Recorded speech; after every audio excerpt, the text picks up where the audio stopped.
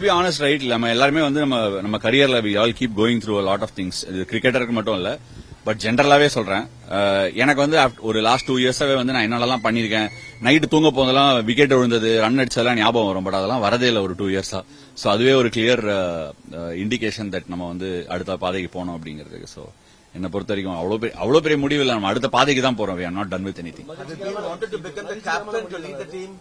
என்னங்க இனிமே முடியாது இல்ல, பட் அவ்வளவுதான் எனக்கு ஒன்னும் ரிக்ரெட் இல்ல. I have zero regrets. அந்த மாதிரிலாம் வந்து நான் நிறைய பேரை பாத்திருக்கேன், டிஸ்டன்ஸ்ல இருந்து பாத்திருக்கேன், ரிக்ரெட்ஸோட இருப்பாங்க. அந்த மாதிரி ஒரு லைஃப் வாழறதுக்கு நான் தயாரில்ல, எனக்கு ரிக்ரெட்ஸே கிடையாது. என்னங்க பார்த்தா தெரியலையா, சிரிச்சுனே இருக்கேன். இதுக்கு மேல என்ன வேணும்? ஒண்ணுமே கிடையாதுங்க, சும்மா இருக்கணும் கொஞ்ச நாள், அவ்வளவுதானே. சும்மா எனக்கு சும்மா இருக்கிறது தான் வந்து ரொம்ப கஷ்டமான விஷயம். சோ அதுதான் கொஞ்சம் ட்ரை பண்ண போறேன்.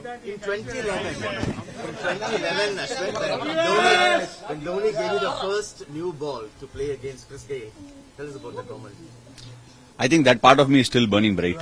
I'm going to play for CSK, and don't be surprised if I try and aspire to play for as long as I can. I mean, I don't think Ashwin the cricketer is done.